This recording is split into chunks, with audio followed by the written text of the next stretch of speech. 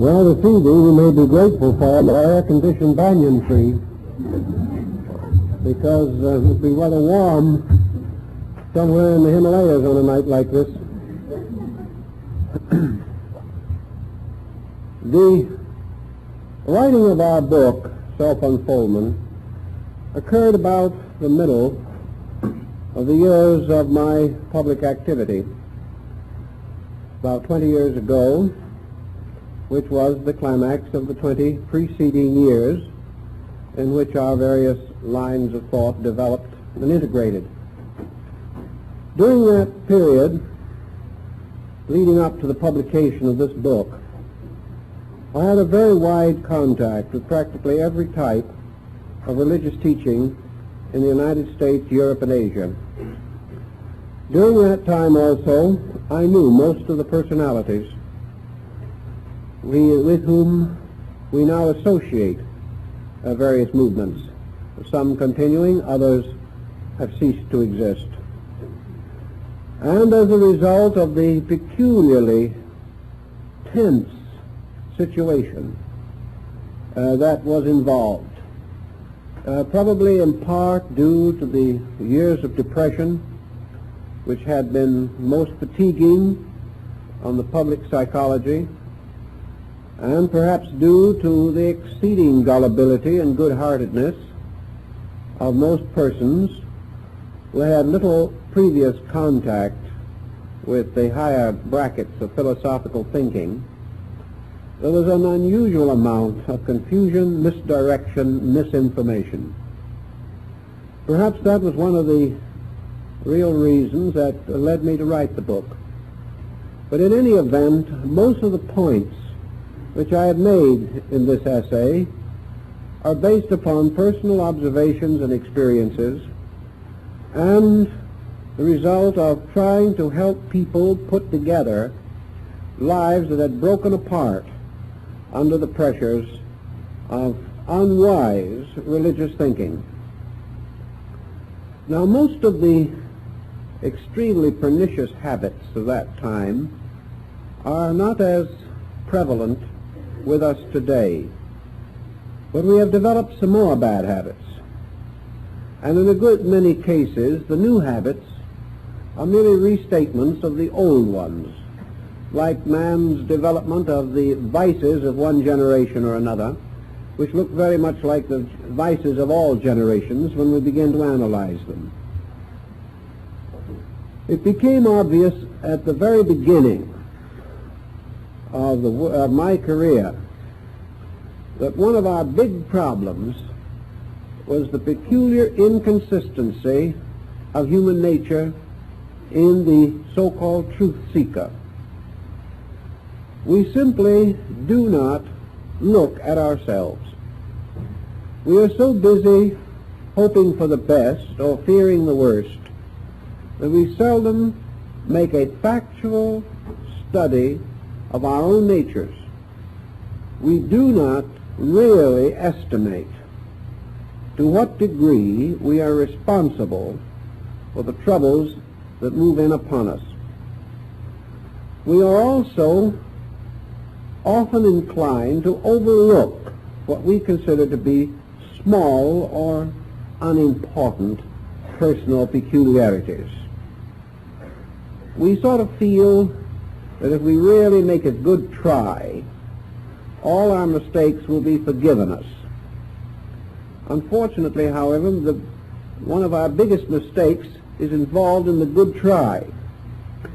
Our effort is not wise, not thoughtful, and not well considered.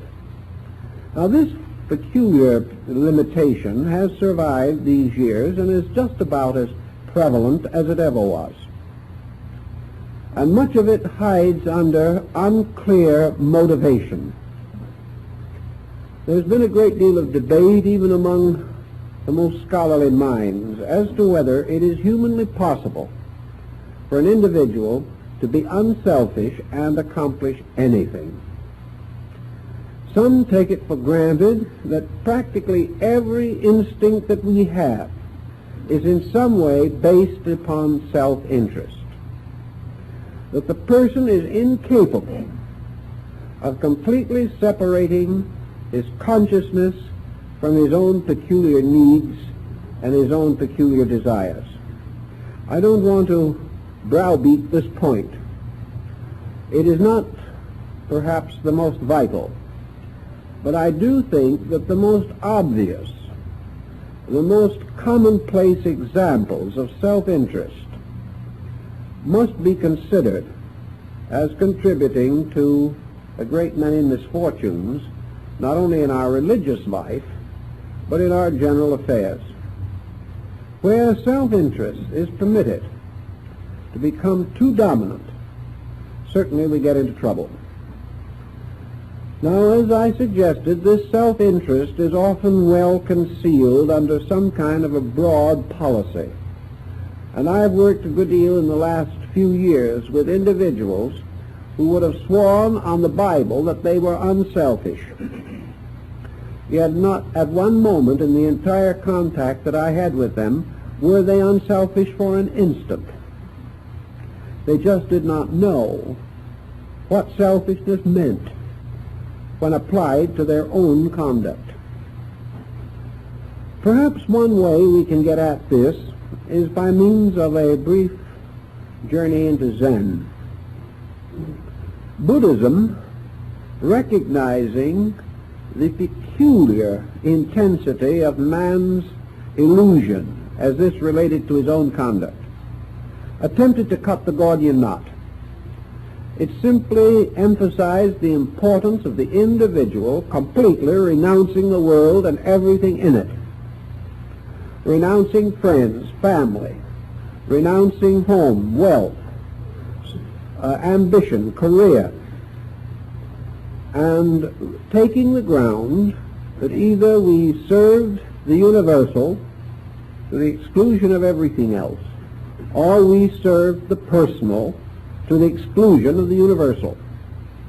In Ceylon, the monks of the Hinayana school still very largely follow this old idea that the individual, in order to free his consciousness, had to simply give up every involvement by which consciousness could be conditioned. That it was impossible for the individual to escape the tendency to exaggerate, misinterpret, misunderstand, or allow ulterior motives to enter into his conduct, so long as he was in the world. Now, of course, Buddhism went even further than this. It realized that the person could take his worldliness out of the world and nurse it even in the wilderness. And to cope with this peculiar problem of the worldliness in man, nearly every religion has set up some kind of asceticism to represent a major sacrifice of worldly attitude in the effort to attain a spiritual state. Now, this rather extreme measure has been attempted in the West. It has been attempted by Oriental teachers who came over here, some of them good and some of them bad, but sincere in their effort to create an asceticism among Western people. I've watched this for years, and the results have always been bad. The actual fact seems to be that the average Westerner is not an ascetic. His attitudes have been conditioned too long. There is too deep a rooting in what we term the Western way of life, which is a way of personal involvement in every instant of physical living. Yet there should be and has to be some way in which Western man, without being expected to accomplish the impossible, or have his equilibrium or even his sanity endangered by an asceticism which he cannot understand properly, there still must be some way for this person to grow, to build and develop a type of character that is suitable to his personal unfoldment and to the laws of living under which he exists. I think the Neoplatonists worked with this problem perhaps more successfully than any other Western group. They pointed out that a rugged isolation was not necessary, that actually growth was a use of the commonplace, that the individual could always use the conditions under which he lived and the situations in which he found himself as the basis for a proper and continuing unfoldment of his own nature. This, however, was not interesting in the times of Neoplatonism because it was not glamorous enough. Most individuals felt the need of a highly glamorized or highly dramatized spiritual code. It did not appear to them to be successful or satisfactory merely to learn to live better. They wanted some promise of mystery and magic. They wanted to believe that through some specific exercises they could either travel around the invisible universe or see things which average persons could not see, and sometimes they succeeded in seeing things that nobody ever saw. It was a rather mixed blessing, and I have known a great many of these characters who claimed to be out of their bodies part of the time and were obviously out of their heads the rest of the time. Yet they did not realize this. They were perfectly sincere in their belief that their own strange, wild way would accomplish the ends which they desired. I watched them through all these years of fantasy. I know they did not accomplish the end that they desired. But like most failures of this kind, they went down to the silence of the grave, and no one ever really knew whether they succeeded or failed. But I watched them, and I know that they failed. They undoubtedly gained certain rewards in terms of universal recognition of a good try, but they did not attain the ends which they sought. They simply did not have the basic values by which human beings develop under a pattern or in a situation. Therefore, it was, as I mentioned last week, my desire to prepare some kind of a study that was suitable for Western man.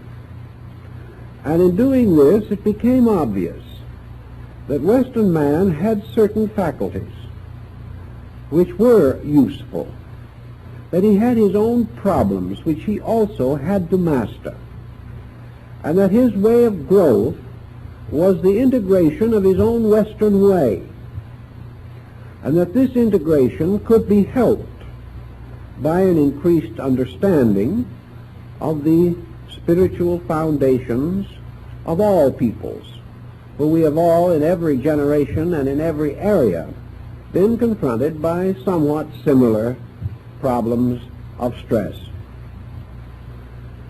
Therefore, what are the problems that beset every human being in the common sense of the weaknesses of his nature, the inadequacies of his knowledge, the lack of organization of his attitudes, by which his life is daily plagued, and the correction of such errors or mistakes certainly constitutes a proper beginning for the development of a better life.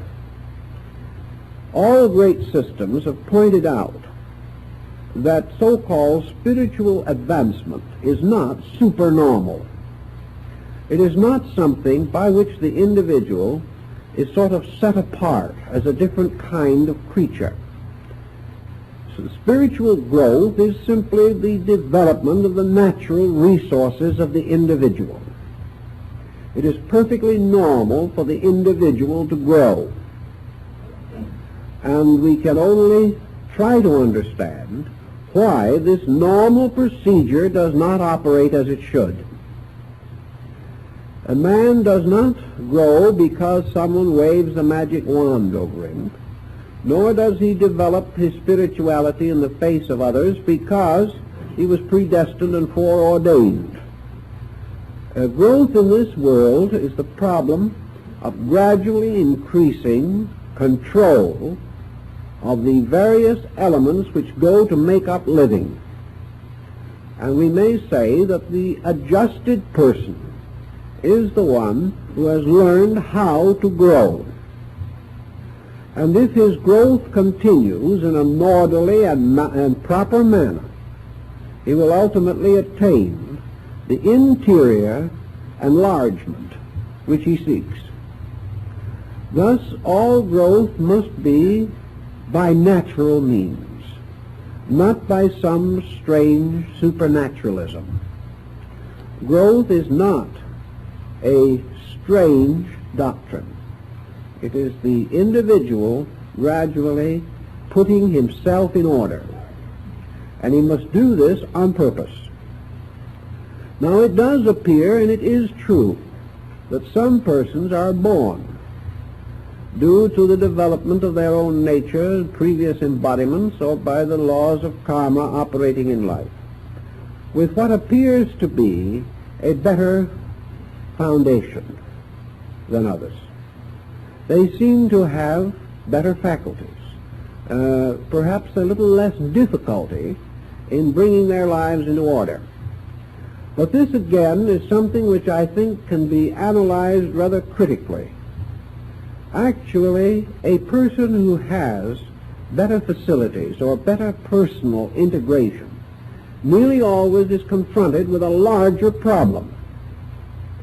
In other words, as we grow, the challenge grows with us. And it is not really fair to say that it is any easier for the better equipped person to win this fight than a person with fewer endowments, because the victory is different in each case. Growth for each person is his own next step, not somebody else's next step. Furthermore, this next step has never been standardized. There is no way of saying, getting up in front of a large group of persons or even a small group and saying, this is the next step for all of you.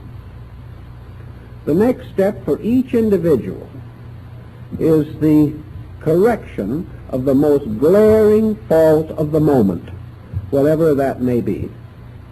And this correction is actually best known to the person himself. And unless he has blocked his mentality with some type of auto-hypnosis, he is able to guess pretty clearly what this next step for himself is most likely to be. But having discovered, perhaps, what the next step is, he may simply rest in bewilderment. We all know some things we should do better. We wonder why we don't. We try, and in a short time the effort becomes too great for us.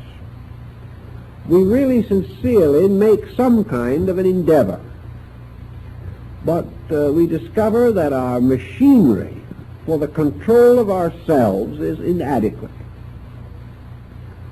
We believe certain things, we want to do them, but we simply do not have the power with which to do them. And our Western way of life, because of its comparative lack of emphasis upon the development of the internal resources of the person, does not give us very much help. We graduate from school fairly well informed in mental processes, but we also graduate almost completely the servant or slave of these mental processes.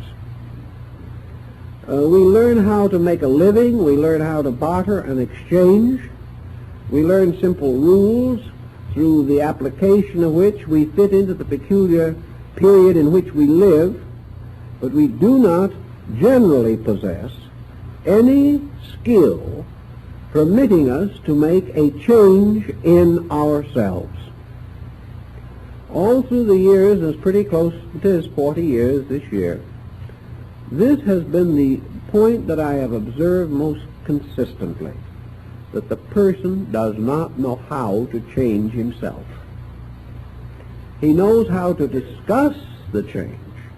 He knows perhaps formulas that might work. He knows what he would like to be instead of what he is. But he remains to the bitter end what he is. And the good resolutions are like certain plans for retirement, usually pushed ahead so far that the grave catches us first. The only answer to this process of changing self lies in what the ancients called disciplines. We know that we can, under certain inducements, achieve a certain kind of change. We know that the person learning to play the piano can gradually increase in skill until, if he has some basic aptitude and a great deal of industry, he may become a proficient musician. He can train his hands. The artist can train his eye. The artist has to learn to discipline sight. The musicologist has to learn to discipline the receptivity of his own ears. The performing musician has to learn to discipline those parts of his personality which are involved in the presentation of his vocal or instrumental music. Individuals can achieve this discipline. Usually, however, if they achieve it at all, they achieve it only because of some one pressing resolution within themselves. This may be the instinct to be superior. It may be the desire to earn more money. It may be the instinct for applause or fame. But this type of physical discipline is accomplished by practice, by dedication, and by continuity of effort. The individual who disciplines his physical faculties feels that he has achieved a great deal, and in large he has. But when it comes to attempting to discipline his emotions or his mental characteristics, he finds himself still at a greater loss. To the average person, discipline, if it exists at all, is a genteel form of browbeating. The individual feels that his faults must simply be killed out, wiped out, that he must nag himself into a state of grace.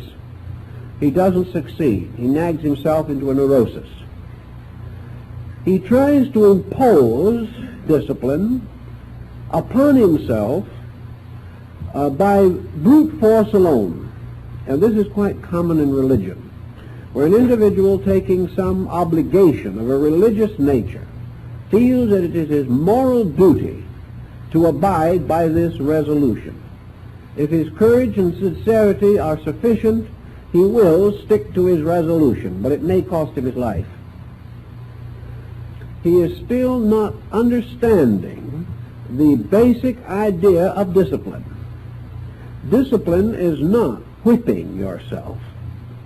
Discipline is not gritting your teeth and going on with something which is not according to your real desires, but is done from the sense of duty, responsibility, or obligation. So in the West, we have very little honorable and proper self-discipline. Children are not taught discipline even as much now as they were 25 years ago. And the general tendency today is that the individual believes that his right to liberty implies that he will not be self-disciplined, that discipline is a form of slavery, that the disciplined person is simply one who is inhibited, frustrated, or restrained from doing those things which he most desires to do. As long as this attitude remains, we have no progress in philosophy. We have no hope or expectation of anything except this peculiar type of legality under which we live, in which we are a little afraid to break the law because of punishment, but have no honorable and sincere respect for the law in itself. Discipline always suggests, therefore, some type of insight. The individual cannot become capable of various advanced disciplines without an adequate background in the principles of religious philosophy. He cannot step from the life of the sinner into the hoped career of the saint simply by conversion. He must have some understanding with which to operate. Censorship of his own action is not only a matter of strength, it is a matter of discretion. The person must wisely administer the various types of discipline which he imposes upon himself. For if it's all enthusiasm, he will certainly get into trouble. And enthusiasm of this nature burns out.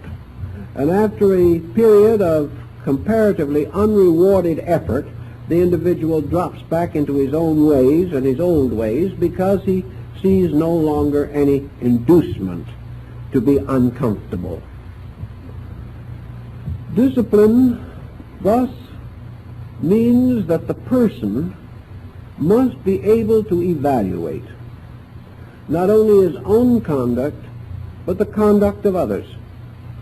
He must sense the direction in which his own efforts should go, and he must strive very devoutly to keep balance at all times, and never permit himself to indulge in any excess of mental or emotional pressure. We have, for instance, a very common situation in which the person attempting to attain some type of spiritual improvement becomes creed-bound, becomes set in some kind of a pattern. By degrees, the boundaries of this pattern become a slavery that can cause a great deal of harm. Devotion to principles is wonderful, but devotion to things not understood in themselves can lead to trouble. And today, many thousands of well-meaning persons who are seeking to grow for the glory of God have, because of the restrictions which they have placed upon creedal and sectarian considerations, have placed themselves in a condition where it is impossible for them to really experience the universality of anything. In other words, one moment the individual says, I want to grow, I want to be better, but obviously the thing I belong to is right and what everybody else belongs to is wrong. Or, very temperately and very nobly, what I believe is more right than anybody else's. And if these other people are right at all, it's just sort of, well, they're doing the best they can. We, in other words, sort of damn them with faint praise. We become intolerant even while we are practicing tolerance. We become creed-bound and sect-bound even while we are proclaiming the unity of life. And we become critical and condemnatory of others while we are devoutly addicted to the brotherhood of man. These things the person himself seldom sees, but others see it in him, and it's one of the reasons why he doesn't make more converts when he starts out trying to spread the glad tidings that he has received. So discipline is a very skillful problem. And under our present pressures, it is a little more important than ever before that we analyze the various procedures, realizing that we must build anew upon what we have and not upon what we have not. That we have certain energies which we have developed, certain policies and practices that are familiar to us. These must contribute the basic material for our improvement. And this is good in itself because it prevents us from making this unfortunate dichotomy in which we declare if one thing is right, everything else has to be wrong. To get out of that emergency, a little Zen is very helpful. So in this book, I've tried to point out these basic issues on the ground that we must begin to grow where we are with the facilities and faculties that we now possess. We must use the instruments which our time and our race has given us. And we must grow in a manner that does not endanger us or cause us to become fanatical, or perhaps more seriously than this, victims of some type of abnormal psychical aberration. The great danger in all these exercises and processes as handed down to us from the past has been the danger of aberration.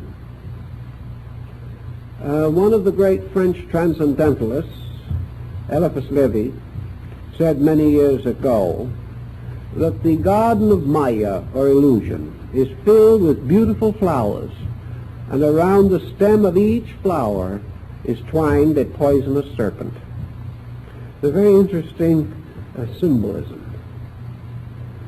And delusion is the penalty of ulterior motive. Delusion is one of the inevitable byproducts of the individual who is trying to develop the superphysical use of sensory perceptions without having disciplined the ordinary use of them. The moment we move from the comparatively small area of the known into the vast and inconceivable area of the unknown, we fall into the most dangerous of all conditions, and that is the state of mystery. Not one person in 10,000 can live successfully in a mystery. This mystery, this darkness which seems to surround us, becomes a kind of reflector and calls out of our own natures and reflects back upon ourselves every abnormalcy that is within us. Thus, as in ancient times it is said, we peopled the universe with demons, and looking into the sky looked as though into a mirror and frightened ourselves out of our wits by our own grimaces. The small child does this. The hole in the dark, the punishment of the dark closet, can work a great hardship upon a sensitive child today. But man trying to move out of the known into the unknown is stepping into the darkest closet of all. And he cannot make this step safely until he is master of himself. Up to that time, this step into the unknown is a step into chaos. And even further than this, it is not that the individual lands in a darkness which he cannot penetrate. He lands rather in a state of delusion, in which he is constantly obsessed by things which are not so. And it is more tragic to believe that which is not so than to believe very little. So out of all unbalanced, unwisely attempted self-development, all efforts to grow spiritually without building an adequate foundation under growth, all such procedures lead to self-delusion. And this self-delusion is not always unpleasant in its beginnings. Usually self-delusion begins to reveal some of the basic aberrations with which psychology is now concerned. And many individuals are being saved from this self-delusion process, which afflicted so many 50 years ago, by the fact that man is beginning to estimate the nature of his own delusional powers and begins to realize how he can fool himself, which he did not know nearly so well 40 or 50 years ago. But actually, all of this delusional material breaks down into the more familiar psychotic situations, the messianic complex, the divinity complex, and similar things. And I have gone along watching and studying and working with many, many lives with these people whose lives I have watched, who have gone through these delusional processes, usually beginning with something apparently lovely, beautiful, wonderful, messages that make things so sweet and fine and grand and noble, and then little by little you could see the sickness creeping in.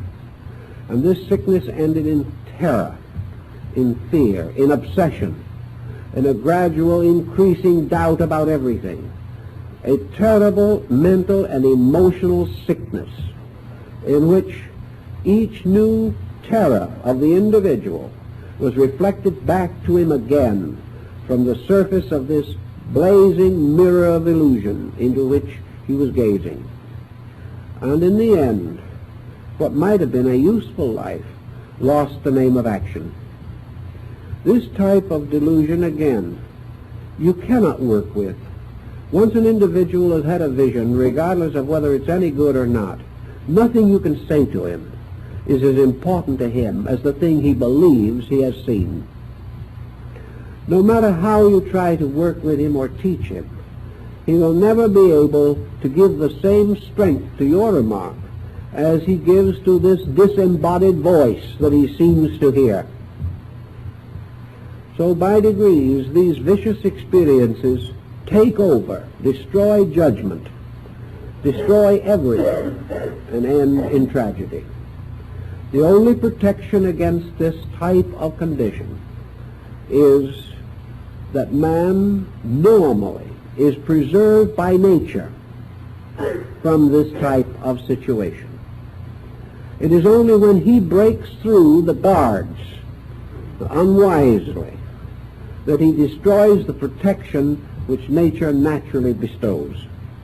But once he becomes disoriented, once he loses anchorage with facts, once he is no longer able to estimate a fact from a falsehood, then he floats away into a terrible dereliction, a situation which too often cannot be cured in this life.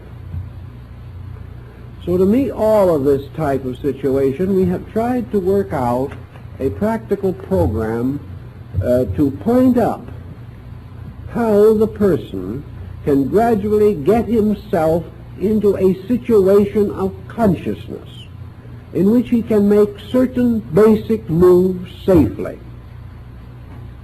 Because the delusion always arises from this internal dishonesty.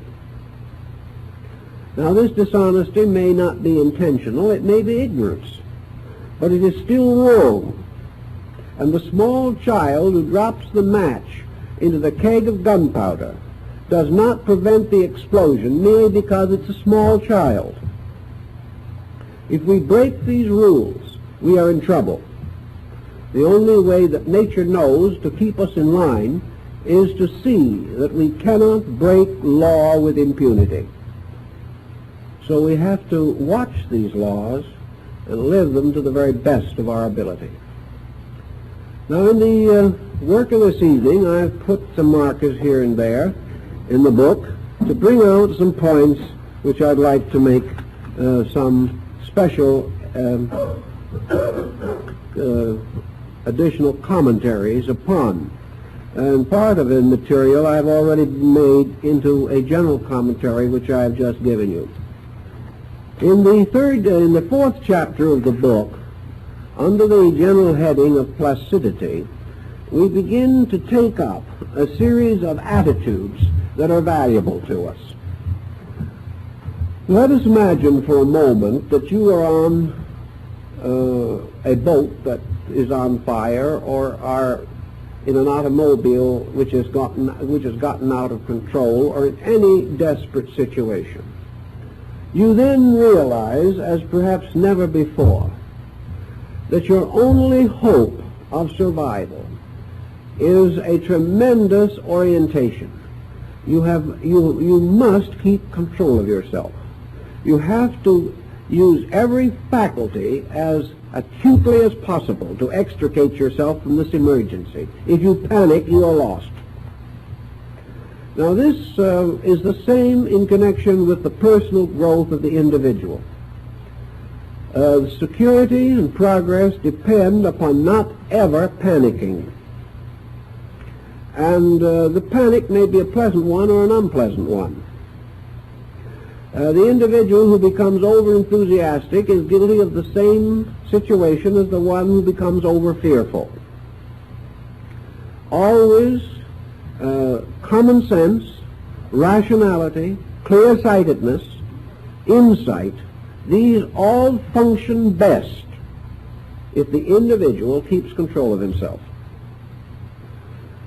So the beginning of our search into this more abstract sphere, as we begin in Chapter 4, is to emphasize the importance of the development of placidity in the temperament. If you have a certain placidity, if you are able more or less to accept, if you are able to observe and consider and reflect with a degree of separateness, so that it may be said that you can take a separate look at things. This essentially means that you can partake in many forms of knowledge without being obsessed or possessed by them. That you can take part in a discussion without being insulted or trying to insult someone else. That you listen to learn and not to criticize. That you are perfectly able to sit quietly a whole evening and let somebody else do the talking, instead of believing that it is your moral duty to interrupt. Placidity is this power to gently accept a situation without becoming emotionally or mentally involved, and at the same time alert to all the facts involved.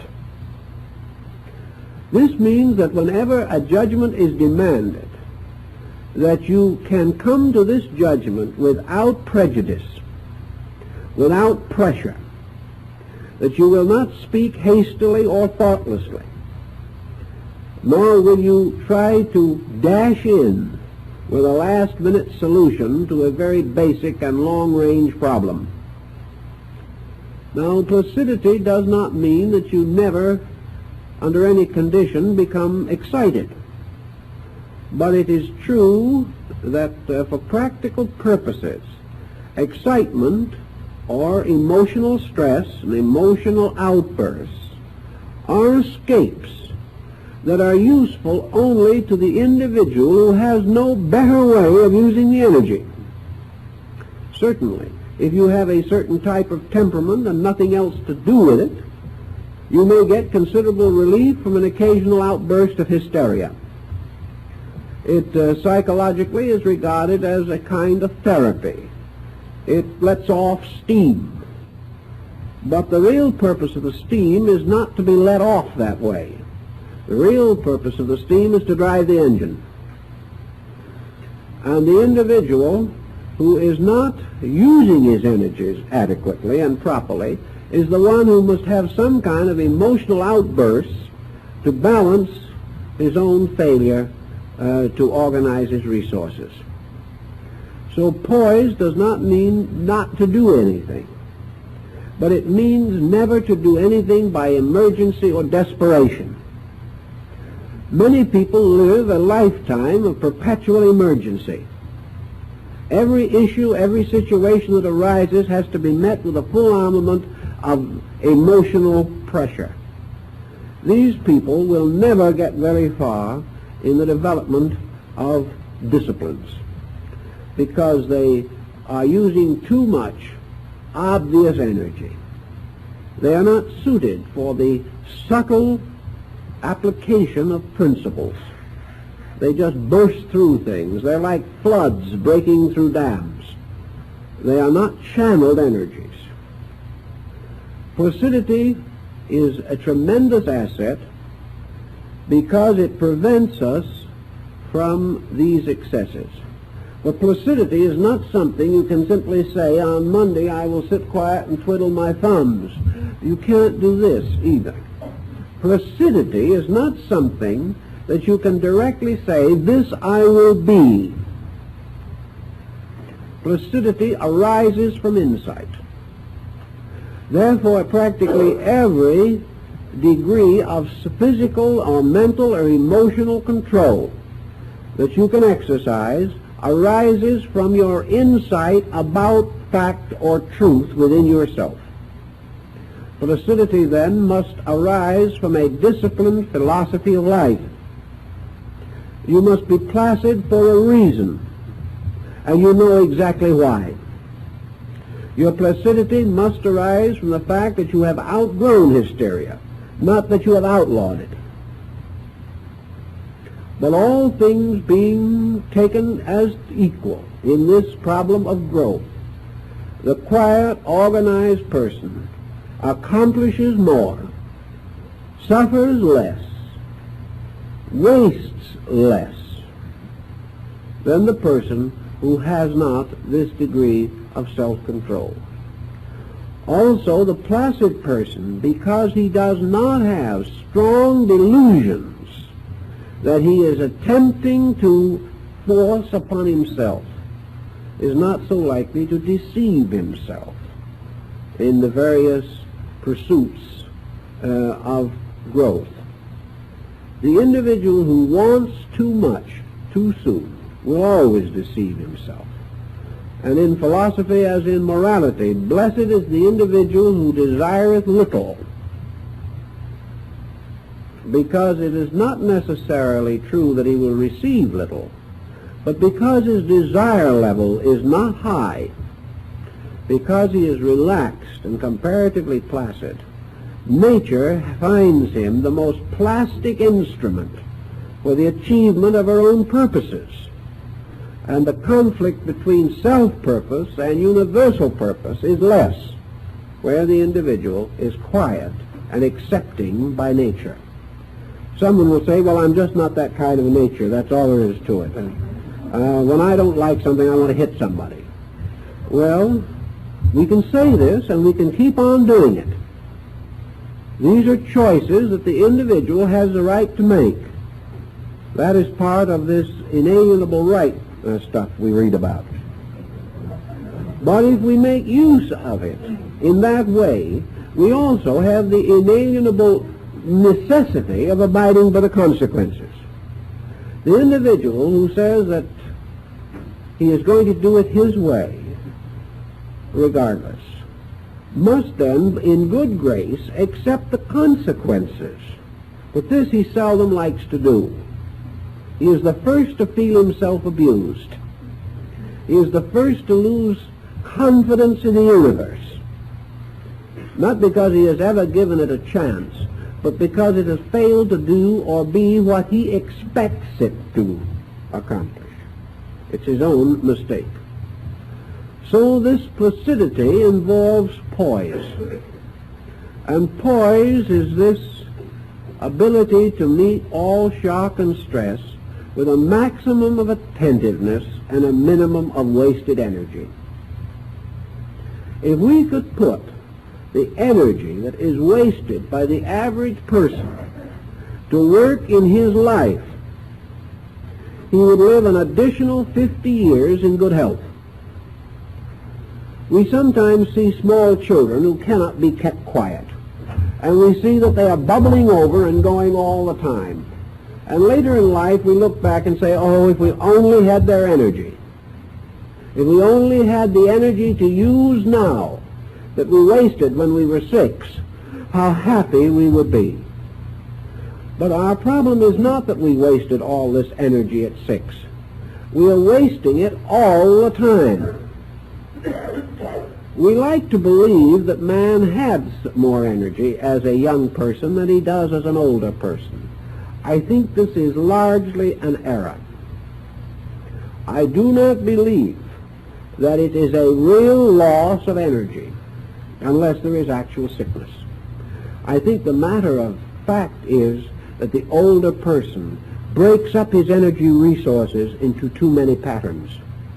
He has 100 things to accomplish to the child's one. He has innumerable purposes. He has fears and responsibilities and obligations that the child does not share. Therefore, he is wasting more energy than the child. The child is only running all the time and shouting, which is really the least waste of energy. A good hard soak, a good half-hour's temper fit, will waste more energy in an adult than 24 hours of running, yelling, and screaming will waste in a child. Because the more mental and emotional stress goes with the use of energy, the greater fatigue. So our lack of poise, our lack of order, and our lack of self-discipline simply results in the perpetual exhaustion of our energy resources. The Chinese learned that, and so did the old Koreans. And the legends of these old gentlemen in the Diamond Mountains of Korea who lived quietly to the age of 160, and then, like the wonderful one-horse shave, fall apart of no particular ailment. These persons simply are individuals who have allowed their natures to run their full course, have gotten from the body all that it can give of support. It must ultimately be fatigued. But because of integration within themselves, have probably doubled the life expectancy of the undisciplined person. But the undisciplined person will say, if I had to live like those old gentlemen, I'd rather be dead. That is his answer. If he cannot have these wild moods, if he cannot do as he pleases, then there is no sense in being alive. And on this psychology, he rapidly joins his ancestors in Forest Lawn. But it is quite possible that these old gentlemen are really enjoying life more than he does, depending on what kind of activity makes you happy. If happiness is the result of adjustment with life, kindly relations with others, love of beauty and scholarship, and a gradual increasing sense of intimate association with the great mysteries of life around us, if these things make us happy, the old Korean scholars are a very happy lot. If, however, only congestion, stress, and strain, and the fulfillment of our personal, private ambitions, if these things alone make us happy, then we must pay the penalty, because nature is not interested in our success on an economic level or on an industrial level. Nature is interested in only one thing, our success as human beings. And nature rewards us for that kind of success with the best rewards that she has. And these are health and happiness and contentment and freedom from the stress and strain of fear and doubt and worry. Now, another problem that lies very close to our American way of life is inconsistency. How rare it is to find a person whose words and actions are consistent, whose policies are consistent from day to day. Now, consistency has become a bad word through misuse. By consistency, we do not mean a dogged, continued devotion to our own mistakes, or the kind of consistency that arises out of the philosophy, if it was good enough for Father, it is good enough for me. This is not consistency, this is just narrow-mindedness. But consistency means the flowing of our own life without the jagged breaks which arise from total chemical disunity. A pattern in living, once set up, becomes not only physical but psychological. A person who takes certain attitudes, develops them, and creates patterns in his psyche, and then suddenly for some reason violates all these patterns, goes in a contrary direction, breaks down the whole structure that he has built up, puts himself at a terrible disadvantage. Inconsistency divides resources, reduces strength of purpose, and causes the person finally to fall between two chairs. He cannot unite his energies for any definite purpose. Consistency is logic in a certain way of thinking. Logic is order. Consistency, therefore, is orderliness. It is the gradual reduction of life to its simplest, most practical, reasonable plan. It is escape from fashion, from fad. It is escape from the extravagances of conformity with foolishness. It is the individual quietly determining a course of reasonable policy, suitable to his means, suitable to his needs, and most inclined to free his life of unnecessary worries and responsibilities, and the acceptance of this pattern and the living of it. So in a sense, this becomes the simple life. Now, a simple life is not necessarily the life of Thoreau by the banks of Walden. The simple life is not a hut in the desert. The simple life is the individual living simply where he is. There is no great advantage in this idea that the simple life has to be an impoverished one. It is not what we have or do not have that determines these qualities.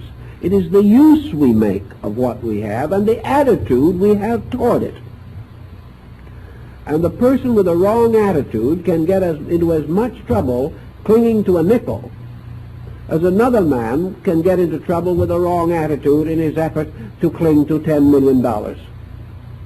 It is not the amount, it is the basic attitude. And simplicity simply means the direct living of life, clearing it of all unnecessary involvement, and freeing the mind and heart continuously for essentials. And essentials in this situation being the rudiments and elements of immediate personal growth. I have known probably 100 persons who have come to me and told me that they wish they had time for study, but they had this to take care of. They had that to take care of. One individual told me that they would like to take on the simple life. They'd love to have this kind of a gentle way of existence. They would certainly admire peace and quietude and freedom. They'd always wanted to be scholars, but they couldn't do anything about it because they had to spend 10 hours a day at the stock exchange.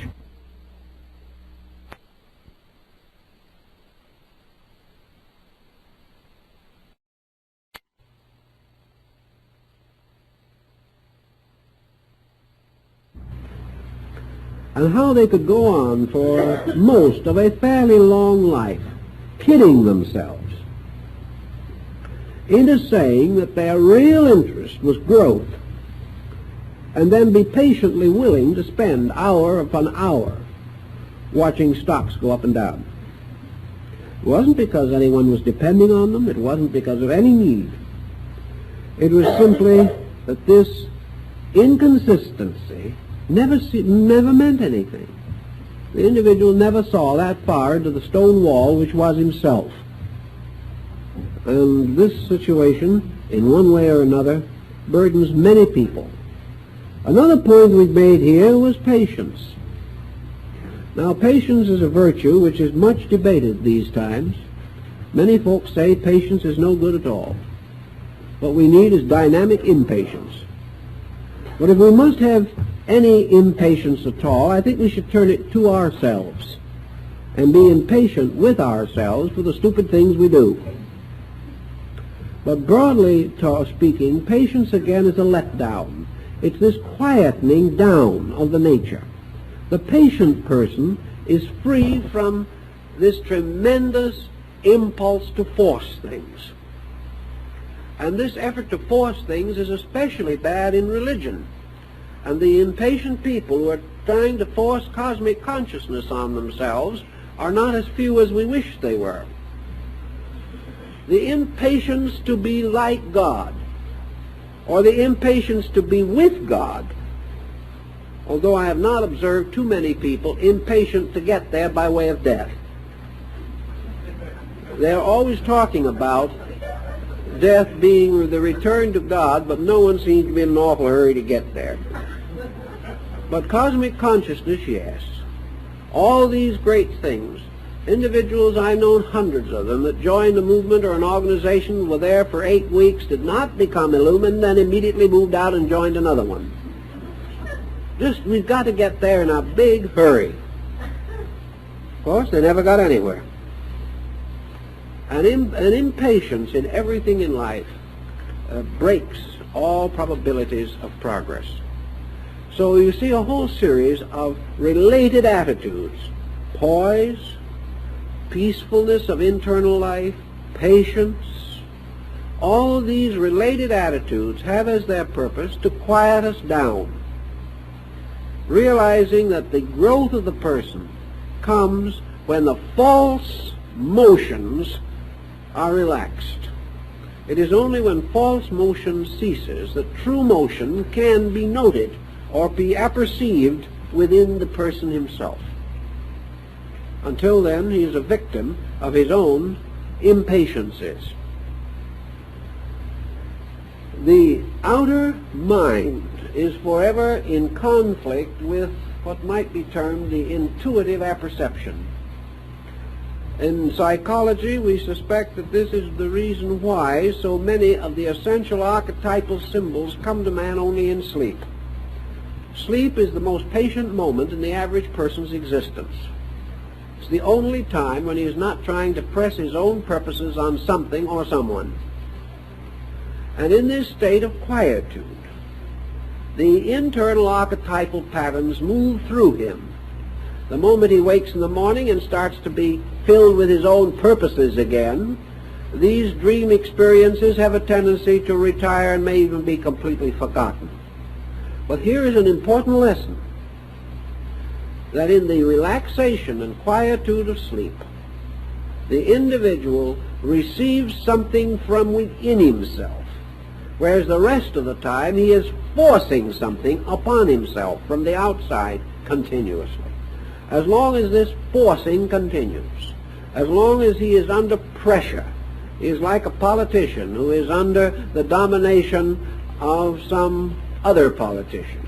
He is no longer able to act his own part, to be himself, and must become merely a parrot for something that is not himself. So all these things point to the beginnings of an orderly approach to life. Now, most of chapter 5 is concerned with concentration, and that is the natural outcome of the points that we have been already discussing. Concentration is actually the individual attempting to coordinate his own resources. Assuming, as we know, that the average person has a considerable number of related mental and emotional patterns with which he works, he has a degree of versatility, and he is able to conjure up with his own mental activities innumerable ideas, beliefs, and opinions, or to envision innumerable objectives for himself or for others. The tendency of the mind, therefore, is to become addicted to the immediate pressures of the moment, to throw energy in the direction of immediate interest. And whatever problem is at that moment most fascinating gets the attention. And then the next day a different pattern takes over, and that gets the attention. And by degrees we sort of inch our way in a semi-backward motion through life like the proverbial crab, dedicating our energy to the interest of each separate moment without any definite effort to relate these things or to pattern them or to put a purpose or a continuity into this mental activity. As a result, we may become jacks of all trades, which at a business level is not good, because it means that we have a number of half-developed abilities. In the mental and emotional life, we have an innumerable number of unfinished ideas, some of which perish in the void, others return again to the subconscious, and others still linger along, but without sufficient libido to ever develop anything.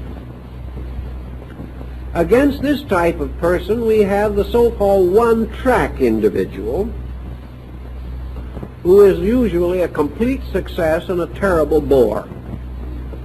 The one-track individual who has narrowed himself in his interests in order to attain depth. So your individual who gets depth is narrow, and the individual who gets breadth is shallow. And this combination is everywhere obvious. The purpose of concentration is that the person who is beginning to appreciate value, who begins to know what he really wants to do or to be, and who is particularly interested in the integration of his own life into a constructive pattern, realizing that this interior integration is going to move into manifestation and make him a better adjusted person in this world also. This problem of concentration is the gathering up of energies, otherwise to be wasted or lost, to achieve penetration, like the focusing of light through a magnifying lens, by means of which the rays of the sun are brought to a point which gives them burning power. This concentration of faculties and powers means that in some direction we begin to make essential progress. We know that this concentration is necessary to general achievement, but we do not realize that it is necessary to the particular integration of ourselves. The person who cannot concentrate at will is denied the strength of his own resources to the achievement of the ends which he desires. Most individuals who do try to concentrate achieve it through a sort of automatic addiction. A man like Edison could probably hardly ever get his mind off of his inventions and his formulas.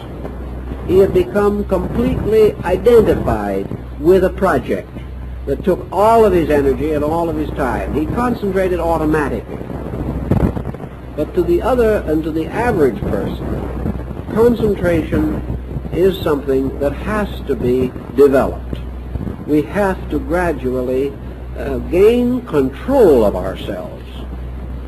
For he who controlleth himself is greater than he who taketh a city. And this old statement is just as true today as it ever was.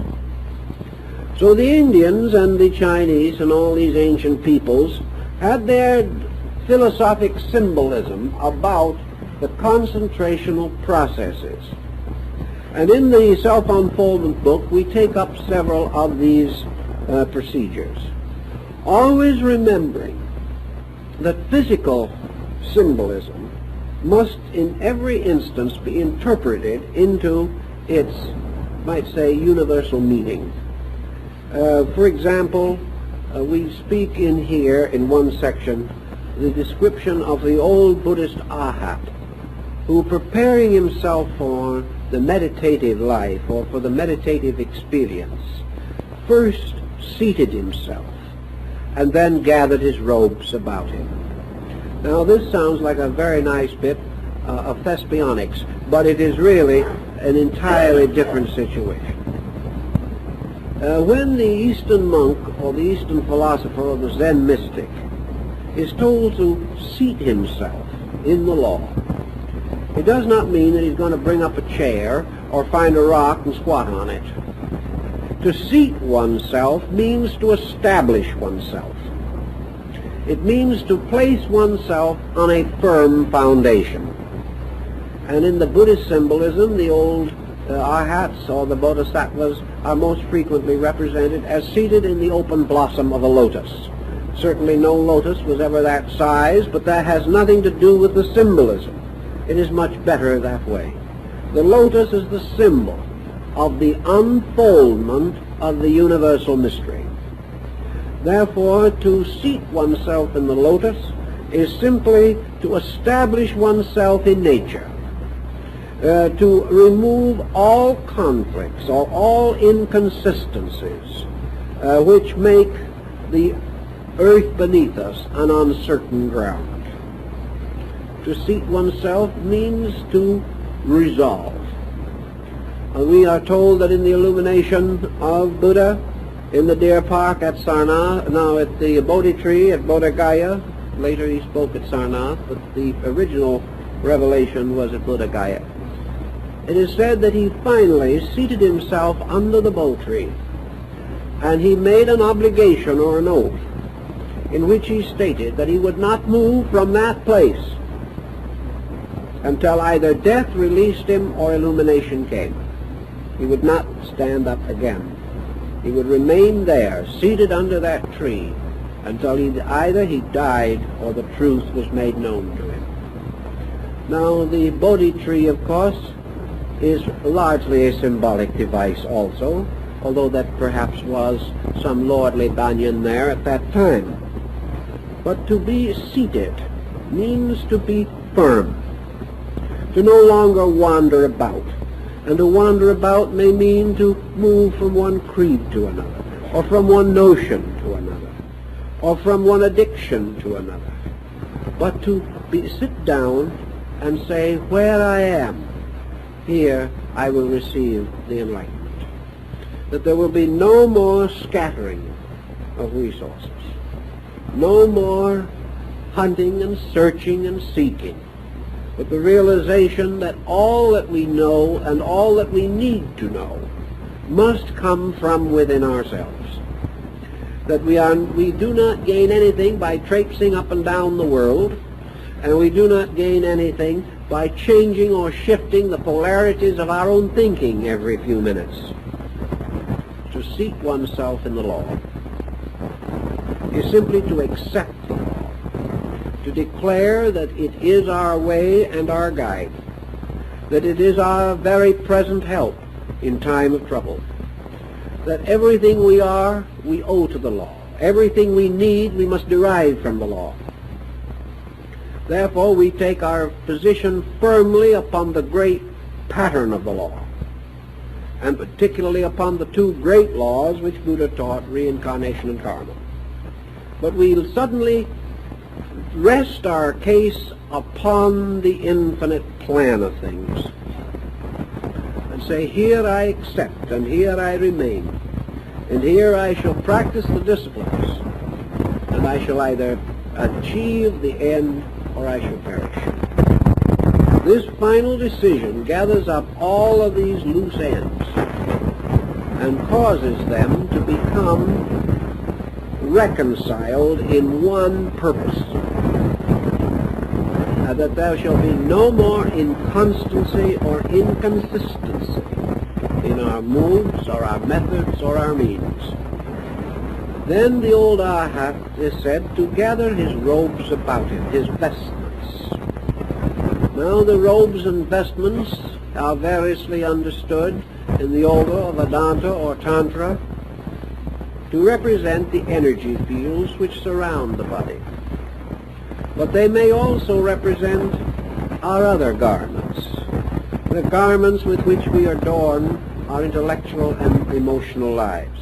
For our garments are also not only our bodies and our energies, but our thoughts, our feelings, our beliefs, our hopes, our fears. For all these, to a measure, clothe us.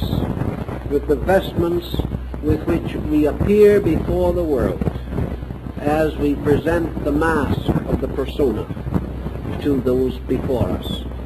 So our temperament, our disposition, robes our inner life.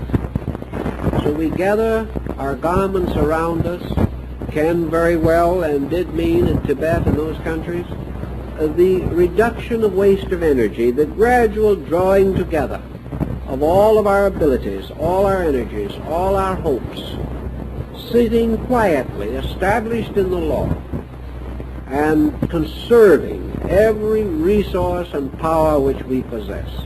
And then in very definite quietude to consider what we might term the concentrational procedure. Now, what is the actual virtue of concentration? This has been a question that has a great deal of merit in it for consideration. Concentration is essentially the control of action and even of conscious thought by a policy, pattern, or conviction of the will. Concentration, theoretically, can be achieved by anyone who has the tremendous degree of self-control necessary to accomplish it. If, however, we so interpret it, then concentration may or may not have any spiritual significance. Because concentration, which is merely an exercise of will, is not the end by which the Zen monk, for example, hopes to attain to the Parinirvana. Concentration is itself a symbol, but it is a symbolic process rather than a symbolic attitude. It is a gradual means by which the person demonstrates or proves, if he practices it correctly, the proper method of imposing principle over personal conduct. Concentration, then, is one way of telling ourselves and proving to ourselves that we are no longer the slave of our own appetites and instincts, that we have suddenly realized the true relationship of consciousness and body. The body is the faithful servant of consciousness, and as this faithful servant is one of the most valuable and important of all instruments. But if this relationship is destroyed, or if there is a serious mistake in our procedure, and body becomes master, then man's consciousness is ruled by a beast. The body becomes not the good ruler, but the tyrant, the dictator, the despot, the autocrat, controlling our soul by the autocracy of appetites. The body will not even be able to preserve itself in this way, because it lacks the unit of consciousness by means which man is able to direct body, but body is not able to protect itself. Therefore, when the body rules the person in it, we then have the individual ruled by the worst part of himself. Not because the body is essentially bad. This is not the case. But the body is essentially merely a self-preserving organism, perfectly contented to preserve itself at the expense of the energy which sustains it. It is irrational in that respect. But as the instrument of man, the body becomes a wonderful and useful media for the transmission and communication of knowledge, ideas, understanding, and experience. So our problem in concentration is to demonstrate, more than anything else, the fact that we can concentrate. The victory is not in the thing we concentrate upon, but the fact that we attain the power to turn our attention naturally, easily, and without pressure or force, according to our own purpose. That we say, I am going to think about this for 10 minutes, that we think about it for 10 minutes without even a feeling of distraction or a desire to think about something else, simply because we have decided that for 10 minutes we are going to use the mind in that way. To start such disciplines at 40 or 50 years of age is very much like trying to correct a delinquent child in its late 20s. It is not easy, but it is still a problem that has to be done if the person ever expects to penetrate the veil of illusion that divides him from a world of principles and causes. So in our particular problem, the real end of concentration is not this browbeating, not this sitting with your eyes closed, your teeth clenched, and both hands desperately grabbing the chair arms, trying to think of God when everything else is coming along. This is not concentration. Nor is it concentration to sit all day in some beautiful blue haze of memories, thoughts, and recollections, or dreaming about the wonderful time when we were initiated in the temples of Egypt in some summer land of our own imagination. This is not concentration. Nor is concentration the process of sitting with your eyes densely and tightly closed, demanding infinite supply. It is not the individual or sitting with a rigid determination that he is going to influence his friends, his neighbors, and his enemies. These are not concentration, because concentration aimed at some material end, some accomplishment, which is going to aid us in the perpetuation of our pet illusions, has no value as a concentrated discipline.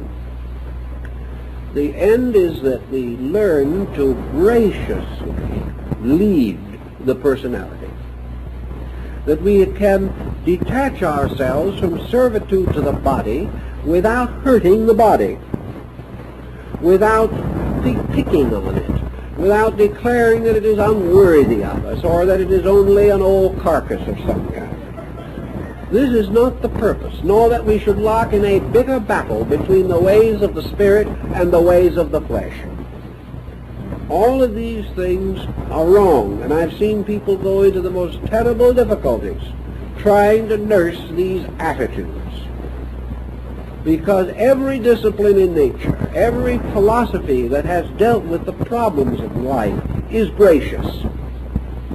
Nature, for conscious beings like the human being, possessing interior faculties, does not simply lambaste these creatures. It works with them and through them, ever persuasively.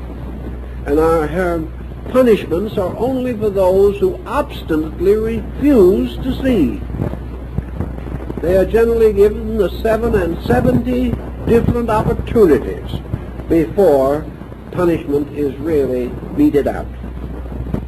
So our purpose in this whole concentration problem is gracious one-pointedness. Not that we tyrannize, but that we simply realize that we have a right to use these faculties and to determine how they are to be used. And that through our general studies and disciplines and thoughtfulness, through our philosophy and our religion, and through the counsel of the great teachers from whom our essential knowledge is derived, that we know approximately how these faculties should be used. And we are going to try to bring ours into line with this picture, so that when we say to the mind, think, it will think.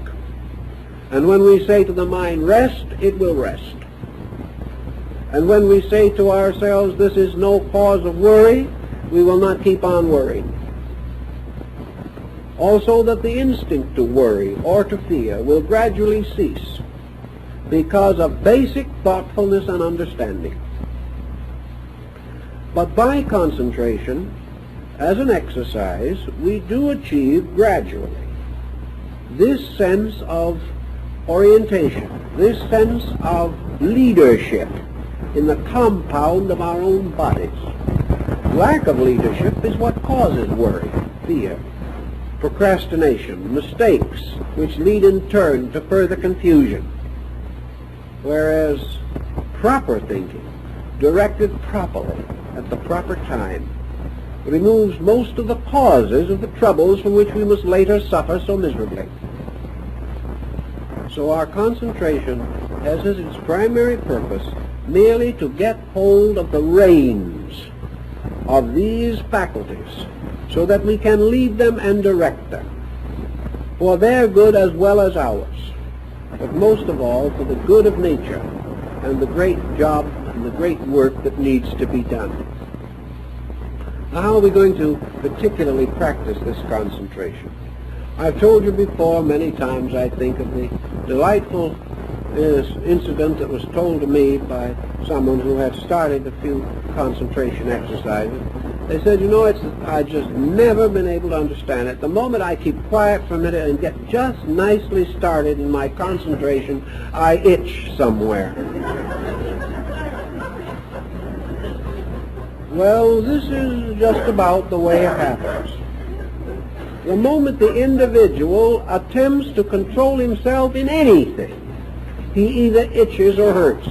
There seems to be nothing that you can do to escape this procedure. And you'd be surprised at the successful people who have wonderful reputations for accomplishment, who are utterly bewildered at the thought of actually holding the mind under their control for 1 minute. It's just not even possible. Well, with the mind so completely out of control, how can we expect our lives to be in any better condition? If we are the complete victims of whatever mood passes through our mental-emotional complex, how can we ever have world peace or individual peace? Plato, the great teachers, the great religious leaders have all pointed out the need of the individual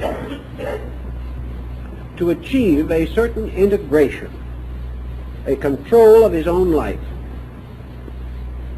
Now, concentration is a discipline that has to be adapted very largely, again, to the temperament of an individual.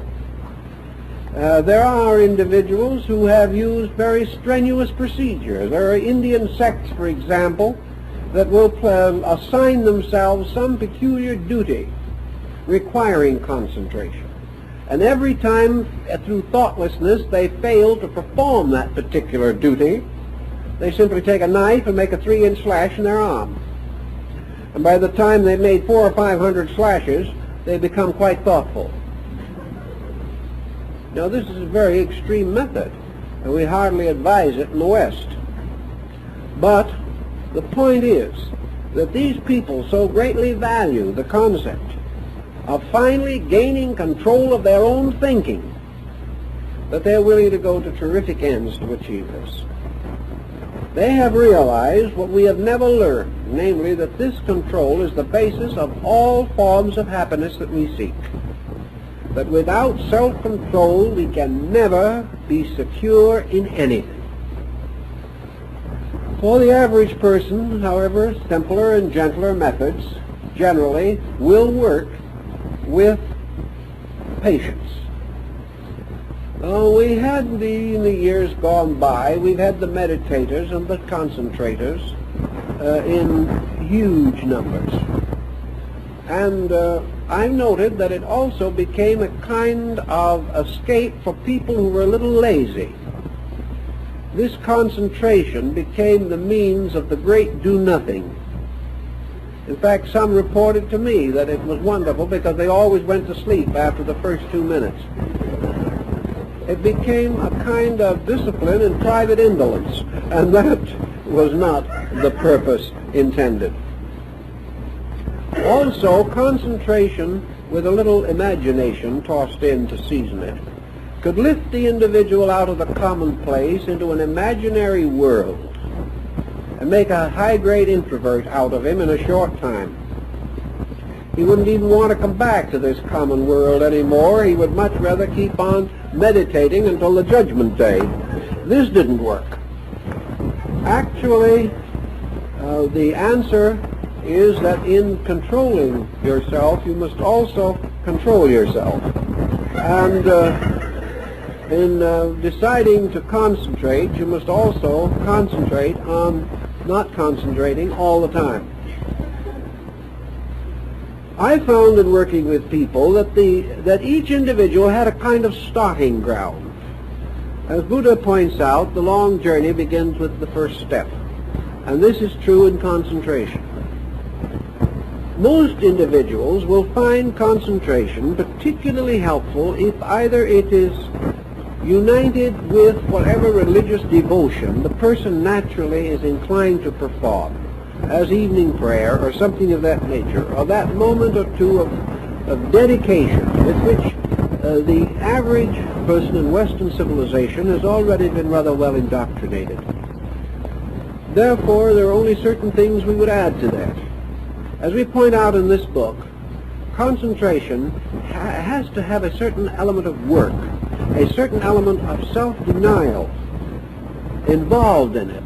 Because if it is only just always doing what you want to do, it is not discipline at that point. You have to be much wiser before you always want to do what is right.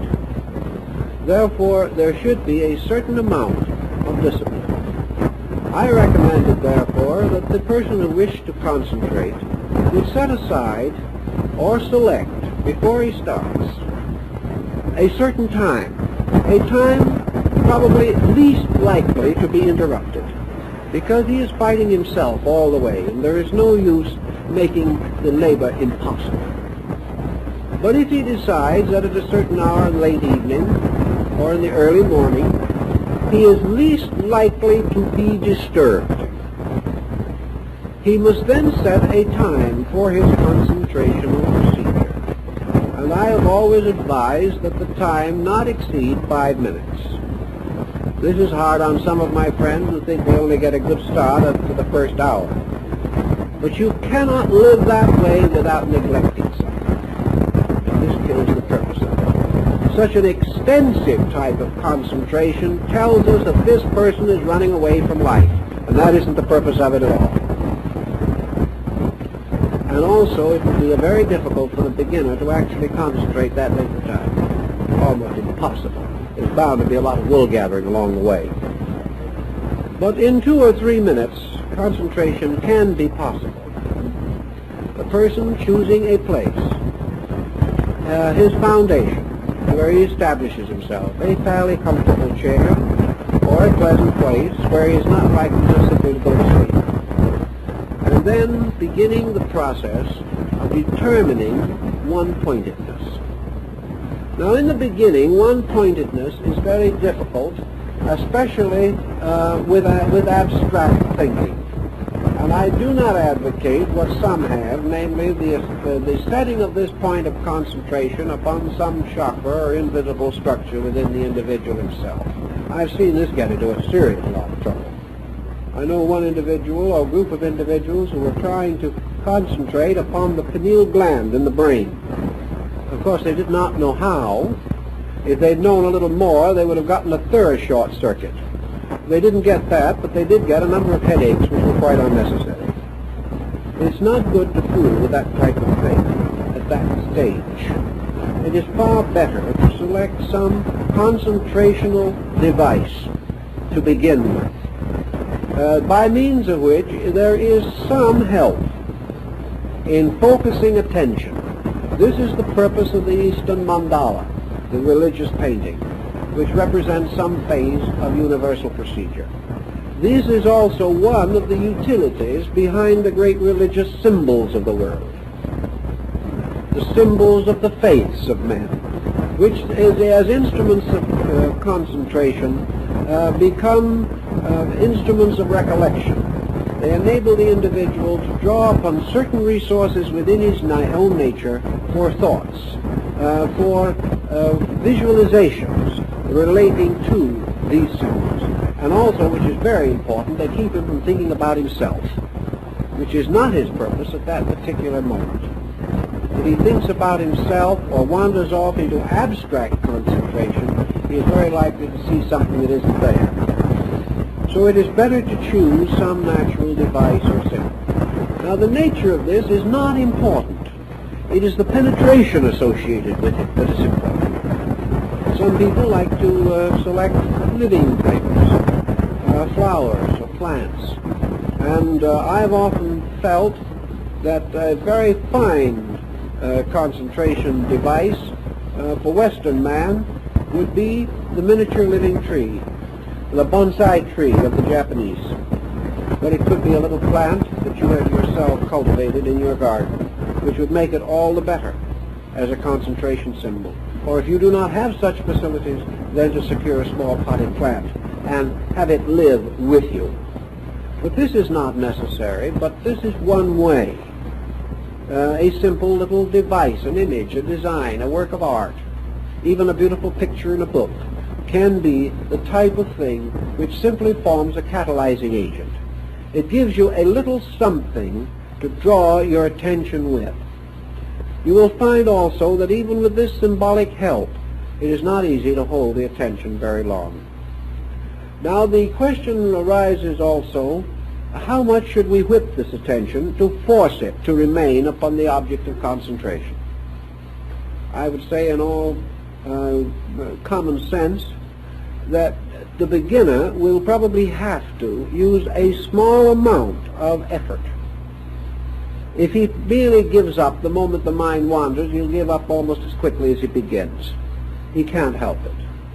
Therefore, I would say that for a beginner starting out, if the mind wanders away from the symbol, that he may draw it back, not too forcibly, but with sufficient intensity to make it focus upon the mood or the symbol or the idea involved. However, if the symbol or if the mind drifts away from the symbol 3 times in the course of a few minutes, I would say that after the 3rd time it is not effective to try and draw it back. Then the person should simply pass over that and go on, and the next day try again. The purpose of the device of concentration is the regularity, which can become inconvenient. The more you try to become regular in this, the more often interruptions will intrude themselves. So you have to gradually exercise a certain amount of discipline. In the book, I have suggested that the individual should accomplish his concentration time with not more interruption than once a week.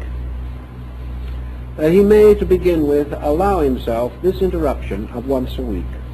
But the rest of the time, in that, he must have 6 days in succession, or 6 days out of every 7 without interruption. This may mean he has to cancel a social engagement, or miss something on television, or some other horrible calamity. But he must be prepared to sacrifice something. After all he is hoping to gain is his immortal soul, and he must sacrifice a little something for it occasionally. If the concentration discipline is gradually developed, then comes the problem of how we are to look at these symbols, or this object. How are we to understand it? We certainly do not wish merely to gaze at it until we're cross-eyed. That is not a virtue, in spite of the reports of some teachers in that direction. The purpose of concentration is not to develop a glassy glare at the object. The purpose of concentration is to become increasingly aware of the penetration of this object with consciousness. If, for example, we have chosen a living thing, a tree or a flower, a little plant or something of that nature, the purpose of our concentration is to achieve a rapport with it, to become aware of it as a consciousness, to attempt to understand it and the processes of life which are involved in it, to understand its livingness, to understand, as in the case of the plant, its growth, the unfoldment of life through it, and to gradually visualize within ourselves this growing thing as a symbol of the growth of all things. The mandala is always the symbol of a universal, until gradually we come through this concentration to the simple, dynamic inner experience of the truth of growth itself. Or another symbol might give us the dynamic of the truth of beauty, or the truth of order, or the truth of mathematical progression. Whatever the subject may be, the purpose is that the symbol shall unfold itself into a manifestation of universal law.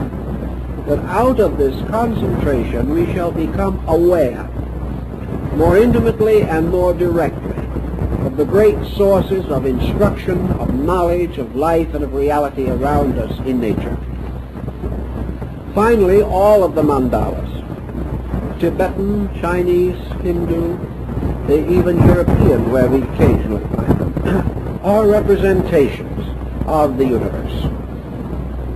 They are symbols of the infinite processes of existence, and our purpose in using them is to become aware of this livingness that the symbol portrays.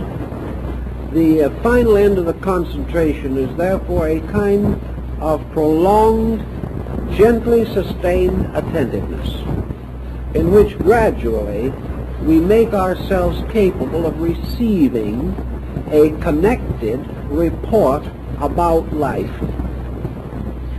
That this report is not broken up by our loss of attention, for the inflow of universal wisdom is never slowed or broken by anything except man's inability to receive it. Therefore, it is the breaking of the instrument of reception that cuts us off from the cosmic consciousness of things constantly. And the fragmentary nature of this instrument prevents us from tuning in at all without a certain amount of discipline. So discipline enables us to tune in.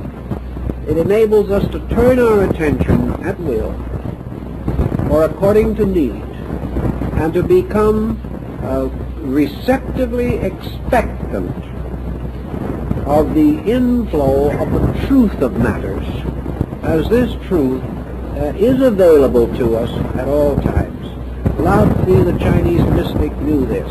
Sitting as a boy on the side of a mountain without a book, he found that all learning was available to him if he could receive, and that this reception meant the complete integration of his faculties. Not that they became wise in themselves or learned in themselves, or that his mind became skillful in all matters and in all answers.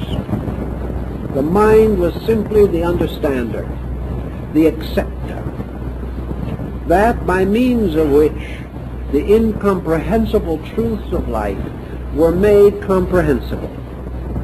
The real use of the mind is not that it shall express man's desires, but that it shall reveal to man the divine desires, the things as they are.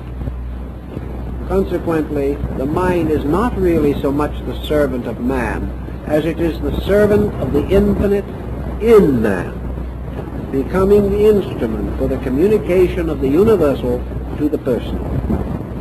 Concentration is the setting up of the bridge. This concentrated process is a kind of anticharanus. It is the bridge which unites the truth which we inwardly associate with the symbol and our own gradually unfolding receptivity to ideas. Thus I feel that the concentration discipline has as its primary purpose merely to place man in rapport with the thing as it is. If he is making an engine or a machine, or if he's driving a car, concentration of one kind makes him alert and careful and thoughtful in the driving of the car. Another kind of concentration, however, may make it possible for him to discover the law in the car. That every principle of a combustion engine is a symbol of a universal truth, and that this combustion engine is therefore also a mandala, which through contemplation and through simple concentrated focusing of energy may unfold to man certain of the greatest mysteries about his own nature and his own composition. Thus, it is this process in concentration that the individual, through gathering his faculties, is able to experience universal truth in the most commonplace things, penetrating all appearances and forms of things, seeing always substance and essence when he so desires. He does not do this at every moment and make himself a bore to everybody, but he does have the capacity at will to say, what does this mean, and discover what it means. So he gains two ends. He gains the great and beautiful end of being able to say that he is free, because the individual is never free while he is the servant of his own opinions. He is free when he can think when he pleases, as he pleases. And he is doubly free when he pleases to think that which is so. He gains a definite further important contribution because through this exercise he forms a bridge so that he is constantly able at will to become aware of importances. Now, I know several instances of this kind of importances. Years ago, I knew a little Zen monk who at one time was very, very anxious, for no reason that I've ever been able to discover, to see an American baseball game. Now, there was nothing much less Zen-like in appearance than the baseball game. But I finally took this little man and took him to a ball game, and we couldn't have picked a worse one. It was one of those games which practically causes the trained spectator to pick up the seats and throw them. After it was all over, I didn't know just how my little Zen friend was going to take on this. He was radiant. He said that game was the most beautiful example of Zen he had ever seen. To him, everything meant something. Of course, it meant nothing in terms of baseball. But to him, it was all law. The way the man threw the ball, the way the man batted it, the way somebody else caught it or didn't catch it was terrific. He saw a universe unfolding on the gridiron. Well, it probably is there if you want to study it, because even the simplest game is based upon laws or the game won't work. You can't say that a game of bridge is not a highly, skillfully developed formula, unknown to those who play it and unappreciated to the individual who doesn't play it. But we cannot say that it has no message or no meaning. It depends upon what we can do to vitalize that meaning. And under concentration, the universe opens up into an infinite area of valid meaning. And all the doubts and fears and miseries and worries we've had about the universe dissolve. And in their places are these magnificent areas of experienced certainties. Thus, concentration, I think, is a very valid discipline if it isn't overworked. And in the long run, the individual doesn't have to practice it at all. It becomes automatic. All disciplines, all rituals, all ceremonies are in a strange way themselves symbols of common experience.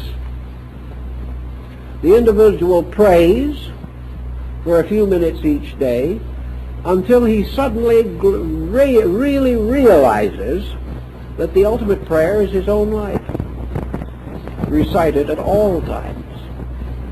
Some people can only feel godly for 5 minutes, so they have to pray.